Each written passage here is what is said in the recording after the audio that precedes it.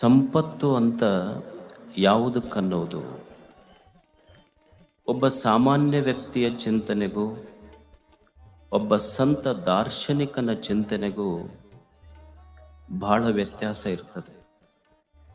ಒಬ್ಬ ಸಾಮಾನ್ಯನ ದೃಷ್ಟಿಕೋನಕ್ಕೂ ಒಬ್ಬ ದಾರ್ಶನಿಕ ದೃಷ್ಟಿಕೋನಕ್ಕೂ ಬಹಳ ವ್ಯತ್ಯಾಸ ಇದೆ. ಜಾನ್ ರಸ್ಕಿನ್ನ ಚಿಂತನೆ ಯಾವುದು ಸಂಪತ್ತು? ನಾವೆಲ್ಲ ಯಾವುದಕ್ಕೆ ಸಂಪತ್ತಂತೇವೆ? ಬಂಗಾರ, ಬೆಳ್ಳಿ, ಅಧಿಕಾರ, ಇದು ಸಂಪತ್ತು. ನಮ್ಮ ದೃಷ್ಟಿಯಲ್ಲಿ ಬಂಗಾರ, ಬೆಳ್ಳಿ, ದುಡ್ಡು, ಅಧಿಕಾರ ಇದು ಸಂಪತ್ತು. ಆದರೆ ರಸ್ಕಿನ್ನ ಚಿಂತನೆ ಏನಂದ್ರ, ನಾವು ಯಾವುದಕ್ಕೆ ಇವತ್ತು ಸಂಪತ್ತಂತ ಕರೆದಿವೆಲ್ಲ ಅದು ಒಂದೇ ಹೊಟ್ಟೆಯಲ್ಲಿ ಹುಟ್ಟಿದ ಅಣ್ಣ ತಮ್ಮಂದಿರನ್ನ ಬೇರ್ಪಡಿಸ್ತು. ನಿಮ್ಮನ್ನ ಕೋರ್ಟಿಗೆ ಕರ್ಕೊಂಡು ಹೋತು, ಕಚೇರಿಗೆ ಕರ್ಕೊಂಡು ಹೋತು, ಕೊನೆಗೆ ಜೀವ ತೆಗೆಸುವ ಪ್ರಸಂಗ ನಿಮಗ ಆಪತ್ತು ತಂದಿದ್ದ ಸಂಪತ್ತು ಹೆಂಗಾಗ್ತೈತಿ ಅಂತ ಚಿಂತನೆ ಉಂಟು. ಯಾವುದು ಕನಬೇಕು ಅಂದ್ರೆ, ಯಾವುದು ಇರುವುದರಿಂದ ನಾವು ಅನುಭವಿಸ್ತೀವಲ್ಲ ಅದು ಸಂಪತ್ತು. ಬಂಗಾರ ಇರದೇ ಇದ್ರೂ ಸಹಿತ ನಾವು ಬದುಕಬಹುದು, ಬೆಳ್ಳಿ ಇರದೇ ಇದ್ರೂ ಸಹಿತ ಬದುಕಬಹುದು, ದುಡ್ಡು ಇರದೇ ಇದ್ರೂ ಸಹಿತ ಬದುಕಬಹುದು, ಅಧಿಕಾರ ಇರದೇ ಇದ್ರೂ ಬದುಕಬಹುದು. ಆದ್ರೆ ಜೀವನವೇ ಇರದೇ ಇದ್ರೆ ಇವ್ಯಾವು ಅನುಭವಿಸ್ಲಿಕ್ಕೆ ಆಗೋದಿಲ್ಲ. There is no wealth but life. There is no wealth but life. ಸಂಪತ್ತು ನಿಜವಾದ ಸಂಪತ್ತಲ್ಲ, ಈ ಸಂಪತ್ತನ್ನು ಅನುಭವಿಸುವ ಜೀವನವೇ ನಿಜವಾದ ಸಂಪತ್ತು. ಜೀವನನ ಇರದೇ ಇದ್ರ ಬಂಗಾರ ಎಲ್ಲಿ ಹಾಕವ್ರು ನೀವು? ಯಾವುದಕ್ಕೆ ಹಾಕವ್ರು? ಈ ಬದುಕಿನ ಬೆಲೆ ಗೊತ್ತಿರಬೇಕಲ್ಲ ಮನುಷ್ಯ. ಬದುಕಿನ ಬೆಲೆ ತಿಳಿದ ಬದುಕಿದ್ರೆ ಈ ಬದುಕಿಗೊಂದು ಬೆಲೆ ಬರ್ತದೆ.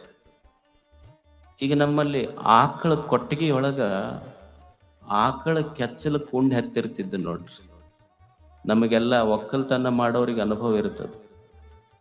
ಆಕಳ ಕೆಚ್ಚಲಿಗೆ ಉಣ್ಣೆ ಹತ್ತದ್ರ ಉಣ್ಣಿ ಕೆಚ್ಚಲದೊಳಗಿನ ರಕ್ತ ಹೀರುತ್ತೆ ಹೊರತು ಹಾಲು ಕುಡಿಬೇಕು, ಇದ್ರೊಳಗೆ ಹಾಲು ಐತೆ ಅನ್ನೋದು ಬೆಲೆನೇ ಗೊತ್ತಿರಲಿಲ್ಲ ಅದಕ್ಕೆ. ಹೆಂಗ ಉಣ್ಣಿಗೆ ಕೆಚ್ಚಲದೊಳಗೆ ಹಾಲಿದ್ರು ಸಹಿತ ಹಾಲನ್ನ ಬಿಟ್ಟು ರಕ್ತ ಹೀರ್ತದೋ, ಹಾಗೆ ಬದುಕಿನ ಬೆಲೆ ಗೊತ್ತಿರದೆ ಈ ಬದುಕನ್ನ ಅನುಭವಿಸುವ ಮನುಷ್ಯ ಅವ ಕೆಚ್ಚಲಿಗೆ ಹತ್ತಿದ ಉಣ್ಣೆ ಅಂತ ಸರ್ವಜ್ಞ ಕರೀತಾನ. ಬದುಕಿನ ಬೆಲೆ ಗೊತ್ತಿರಬೇಕಲ್ಲ. ಇದು ಎಷ್ಟು ದೊಡ್ಡದ ಜೀವನ. ದೇವರು ನಮಗೆಲ್ಲ ಒಂದು ಸುಂದರವಾದ ಜೀವನವನ್ನು ಕೊಟ್ಟಿದ್ದಾನೆ. ಏನು ಮಾಡುವುದು ಜೀವನದಲ್ಲಿ? ಈ ಬದುಕಿನ ಉದ್ದೇಶವಾದರೂ ಏನು? ಏನು ಮಾಡಬಹುದು ಮನುಷ್ಯ? ಏನು ಈ ಜಗತ್ತಿಗೆ ಬಂದು ಹಿಮಾಲಯಗಳನ್ನು ನಿರ್ಮಿಸಬಲ್ಲನೆ, ಗಂಗೆ ತುಂಗೆ ಕಾವೇರಿಗಳನ್ನು ನಿರ್ಮಿಸಬಲ್ಲನೆ, ಸೂರ್ಯ ಚಂದ್ರರನ್ನು ನಿರ್ಮಿಸಬಲ್ಲನೆ. ಮನುಷ್ಯ ಏನು ಮಾಡಬಲ್ಲ? ಮನುಷ್ಯನ ಬದುಕಿನ ಉದ್ದೇಶ ಇಷ್ಟೇ. ಇಲ್ಲಿ ಬಂದು ಅವ ಏನು ಸಾಗರಗಳನ್ನು ನಿರ್ಮಾಣ ಮಾಡಬೇಕಾಗಿಲ್ಲ, ನದಿಗಳನ್ನು ನಿರ್ಮಾಣ ಮಾಡಬೇಕಾಗಿಲ್ಲ, ಸಹ್ಯಾದ್ರಿ ಪರ್ವತವನ್ನು ನಿರ್ಮಾಣ ಮಾಡಬೇಕಾಗಿಲ್ಲ, ಭೂಮಿಯನ್ನು ನಿರ್ಮಾಣ ಮಾಡಬೇಕಾಗಿಲ್ಲ. ದೇವರು ಇದೆಲ್ಲವನ್ನು ನಿರ್ಮಾಣ ಮಾಡಿಟ್ಟಾನ ನಮ್ಮ ಸಲುವಾಗಿ. ಅವ ಎಷ್ಟು ಕೃಪಾಮಯಿ ಅಂದ್ರ, ನಾವು ಭೂಮಿಗೆ ಬರುವುದಕ್ಕಿಂತ ಮೊದಲೇ ನಮ್ಮ ತಾಯಿ ಎದ್ಯಾಗ ನಮ್ಮ ಸಲುವಾಗಿ ಹಾಲಿಟ್ಟು ಕಳಿಸ್ಯಾನ ದೇವರು. ನಾವೇನೂ ಮಾಡಬೇಕಾಗಿಲ್ಲ. ಇಲ್ಲಿ ಬಂದು ಉದ್ದೇಶ ಏನು ಅಂದ್ರೆ, ದೇವ್ರು ಏನು ಮಾಡಿಟ್ಟಾನಲ್ಲ ಅದನ್ನ ಕೆಡಿಸ್ಲಾರ್ದಂಗಿದ್ರೆ ಸಾಕೋದು. ಇದು ಬದುಕಿನ ಸಾರ್ಥಕತೆ. ನಾವು ಬಂದು ಏನನ್ನು ಮಾಡಬೇಕಾಗಿಲ್ಲ. ದೇವ್ರು ಏನು ಮಾಡಿಟ್ಟಾನ ಅದನ್ನು ಕೆಡಿಸದಂತೆ ಬದುಕಬೇಕು. ಇಲ್ಲಿ ಬದುಕಬೇಕು ಮನುಷ್ಯ 100 ವರ್ಷಗಳ ಕಾಲ ಬದುಕಬೇಕು. ಕುರುವನ್ನೇ ವೇಹ ಕರ್ಮಾಣಿ ಜಿಜೀವಿಷೇತ್ ಶತಂ ಸಮಾಹ. ಮನುಷ್ಯ ಈ ಭೂಮಿಯ ಮೇಲೆ ಹೇಗೆ ಬದುಕಬೇಕು ಅಂದ್ರ, ಜಿಜೀವಿಷೇತ್ ಶತಂ ಸಮಃ ಜೀವಿತುಂ ಇಚ್ಛಾ ಜಿಜೀವಿಷ. ಬದುಕಬೇಕನ್ನುವ ಇಚ್ಛೆಯಿಂದ ಬದುಕಬೇಕು ಅಂತ. ಸಂತೋಷದಿಂದ ಬದುಕಬೇಕು, ಉತ್ಸಾಹದಿಂದ ಬದುಕಬೇಕು. ನಮ್ಮಲ್ಲಿ ಆ ಉತ್ಸಾಹ ಇಲ್ಲ. ಬೆಳಿಗ್ಗೆ ಎದ್ದು ಕೂಡ್ಲೇನೆ ನಾವು ಹೇಳುವುದು ನಮ್ಮ ರಾಗನ ಹೆಂಗ್ ಶುರು ಆಗ್ತದೆ, ಸುಮ್ಮ ಕಣ್ಣು ಮುಚ್ಚಿ ಬಿಡ್ಬೇಕು ನೋಡ್ ನಾವು ಅಂತ ಅನ್ನೋದಿಲ್ಲ. ನಾವ್ ಎದ್ದು ಕೂಡ್ಲೆ ನಮ್ಮ ಸಮಸ್ಯೆ ಸುಮ್ಮ ಕಣ್ಣು ಮುಚ್ಚಿ ಬಿಡ್ಬೇಕು ನೋಡ್ರಿ. ಅಲ್ಲ, ಮುಚ್ಚಬೇಕು, ತೆಗಿ ಅಂತ ಯಾರ ಅಂದಾರ ನಿಮಗ? ಸುಮ್ಮ ದೇವ್ರು ಕರ್ಕೊಂಡು ಹೋಗ್ಬಿಡ್ಬೇಕು ನೋಡ್ ನಮಗ. ಅಲ್ಲ, ಹೋಗ್ಬೇಕು, ಪಾಪ ದೇವ್ರ ಯಾಕೆ ಕರ್ಕೊಂಡು ಹೋಗ್, ನಿಮ್ ಬೇಕಂದ್ರೆ ಹೋಗ್ಬೇಕ. ಅಲ್ಲ, ಹೋಗ್ಯಾರ ಏನ್ ಮಾಡವ್ರ ಮ್ಯಾಲ ಏನೇನ್ ಧಾರಾವಾಹಿ ಇದಾವ, ಟಿವಿ ಅದಾವ, ಏನ್ IPL ಮ್ಯಾಚ್ ಅದಾವ, ಹೋಗಿ ಏನ್ ಮಾಡವ್ರ? ಇಲ್ಲಿ ಎಲ್ಲಾ ದೇವ್ರು ಇಷ್ಟು ಸಂಪತ್ತು ಕೊಟ್ಟಾನ, ಸಂತೋಷವಾಗಿ 100 ವರ್ಷಗಳ ಕಾಲ ಕುರುವನ್ನೇ ವೇಹ ಕರ್ಮಾಣ. ಹೆಂಗ್ ಬದುಕಬೇಕು ಅಂದ್ರ ಈ ಜನ್ಮ ಕೊಟ್ಟ ದೇವರೇ ಸಂತೋಷ ಪಡ್ತಿರ್ಬೇಕು, ಹಂಗ ಬದುಕಬೇಕು. ಅದಕ್ಕೊಂದು ಜೀವನ ಅಂತ ಕರೀತಾರೆ. ದೇವನಿಗೆ ಸಂತೋಷ ಅನಿಸ್ತಿರ್ಬೇಕು. ಏನಪ್ಪ ಇವನಿಗೊಂದು ಬದುಕು ಕೊಟ್ಟಿನೆಲ್ಲ, ನನಗ ಖುಷಿ ಆಗಿರ್ಬೇಕು ಅಂತ ದೇವ ಸಂತೋಷ ಪಡ್ತಿರ್ಬೇಕು. ಹೆಂಗ ಬದುಕೋದು ಅಂದ್ರ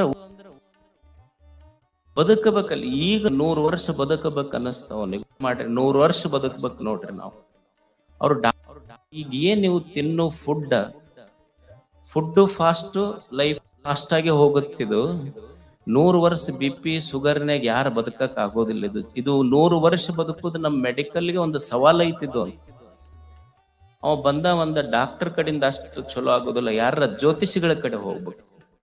ಅವ್ ಜ್ಯೋತಿಷಿಗಳ ಹತ್ರ ಹೋದ 100 ವರ್ಷ ಬದುಕ್ಬೇಕು ನೋಡ್ರಿ. ನಾವು ಏನ್ ಮಾಡ್ತೀರಿ ಹೇಳಿ?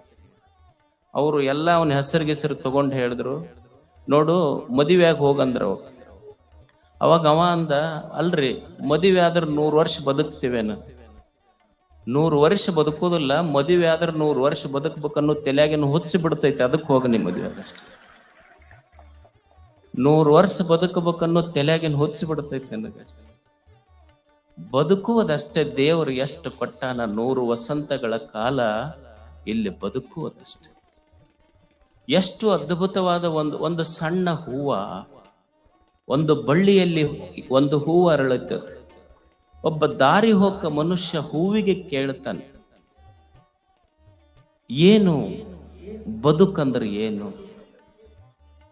ಆ ಬಳ್ಳಿಯಲ್ಲಿ ಅರಳಿರುವ ಹೂವು ಹೇಳ್ತದೆ, ಮನುಷ್ಯನ ನಿನಗ್ ಗೊತ್ತಿರ್ಬೇಕಲ್ಲ, ಶಾಸ್ತ್ರಗಳನ್ನು ಓದಿದವನು, ವೇದೋಪನಿಷತ್ತುಗಳನ್ನು ಓದಿದವನು, ನಿನಗೇನ ತಿಳಿದಿಲ್ಲೇನು ಬದುಕಂದ್ರ? ಅವ ಅಂತಾನ, ಎಲ್ಲ ಓದೇ ಬಂದಿನಿ, ಇನ್ನೂ ಅರ್ಥ ಆಗಿಲ್ಲ ನನಗ, ನಿನಗ್ ಕೇಳಾಕತ್ತೀನಿ ಹೇಳಿ. ಹೂ ಅಂತದೆ, ನೋಡು ಮನುಷ್ಯನೇ, ಬದುಕಂದ್ರೆ ಇಷ್ಟೇ. ನೀನು ನನಗೆ ಎಲ್ಲಿ ಹಚ್ಚಿದ್ದೆ ಅಂದ್ರ ನಿನ್ನ ಹಿತ್ತಲದೊಳಗೆ ಹಚ್ಚಿದ್ದೆ. ನನಗೆ ನೀ ಎಲ್ಲಿ ಸ್ನಾನ ಮಾಡಿ ಬಚ್ಚಲು ನೀರು ಬರ್ತಿತ್ತು, ನೀ ಎಲ್ಲಿ ಕೊಟ್ಟಿಗೆ ತೊಳೆದು ರಾಡಿ ಸಗಣಿ ನೀರು ಬರ್ತಿತ್ತು, ಅಲ್ಲಿ ನನಗೊಂದು ಬಳ್ಳಿಯೊಳಗೆ ಹಚ್ಚಿದ್ದಿ, ಬಳ್ಳಿಯೊಳಗೆ ನಾ ಬಂದೀನಿ. ನೋಡು, ನೀ ಕೇಳಕತ್ತಿಯಲ್ಲ ಜೀವನ ಅಂದ್ರೆ ಏನು ಅಂದ್ರೆ, ಜೀವನ ಅಂದ್ರೆ ಇಷ್ಟೇ. ನೀ ಸ್ನಾನ ಮಾಡಿದ ಬಚ್ಚಲ ನೀರು ನನ್ನ ಬೇರಿಗೆ ಬಂತು, ನೀನು ಕೊಟ್ಟಿಗೆಯೊಳಗಿನ ಸಗಣಿ ರಾಡಿ ನೀರು ನನ್ನ ಬೇರಿಗೆ ಬಂತು. ಜೀವನ ಅಂದ್ರ ಕೆಟ್ಟದ್ದನ್ನ ಹೀರಿ ಸೌಂದರ್ಯವಾಗಿ ಅರಳು ನಿಲ್ಲುವುದೇ ನಿಜವಾದ ಜೀವನ. ಕೆಟ್ಟದ್ದನ್ನ ಹೀರಬೇಕು, ಸೌಂದರ್ಯವಾಗಿ ಅರಳು ನಿಲ್ಲಬೇಕು. That is life. ಅದು ಜೀವನ. ಅವಾಗ ಮನುಷ್ಯ ಅಂತಾನ, ನಿನ್ನ ಬೆಲೆ ಎಷ್ಟು? ಆ ಹೂವ ಹೇಳುತ್ತದೆ, ನಿಮ್ಮ ಬೆಲೆ ಕಟ್ಟಬಹುದು, ನನ್ನ ಬೆಲೆ ಕಟ್ಟಲಿಕ್ಕಾಗೋದಿಲ್ಲ ನಿಮಗೆ. ನನ್ನ ಬೆಲೆ ಗೊತ್ತಾಗಬೇಕಾಗಿದ್ರ ದೇವರಿಗೆ ಕೇಳು. ಯಾಕಂದ್ರೆ ಬೆಳಕ್ ಹರಿದ ಕೂಡ್ಲೆ ನನಗವ ತನ್ನ ತಲೆ ಮೇಲೆ ಕೂಡಿಸ್ಕೊಂತಾನ. ಅವನಿಗೆ ಕೇಳು ನನ್ನ ಬೆಲೆ ಏನಂತ, ನನಗೇನು ಗೊತ್ತ? ದೇವನಿಗೆ ಕೇಳು, ನೀ ಯಾಕ ಒಂದೇ ದಿವಸ ಬದುಕುವ ಹೂವಿಗೆ ನಿನ್ನ ತಲೆ ಮೇಲೆ ಕೂಡಿಸ್ಕೊಂತಿ ಅಂತ. ನನ್ನ ಬೆಲೆ ನಿನಗೆ ತಿಳಿಬೇಕಾಗಿದ್ರ ದೇವರಿಗೆ ಕೇಳು, ದೇವರು ಹೇಳ್ತಾನೆ ಬೆಲೆ. ಬದುಕೇ ಒಂದು ಆರಾಧನೆ ಇದೆ. ಬದುಕು ಒಂದು ದಿವ್ಯೋತ್ಸವವಾಗಬೇಕು. ಬದುಕು ಒಂದು ಆರಾಧನೆಯಾಗಬೇಕು. ಬದುಕೇ ಒಂದು ಆರಾಧನೆ.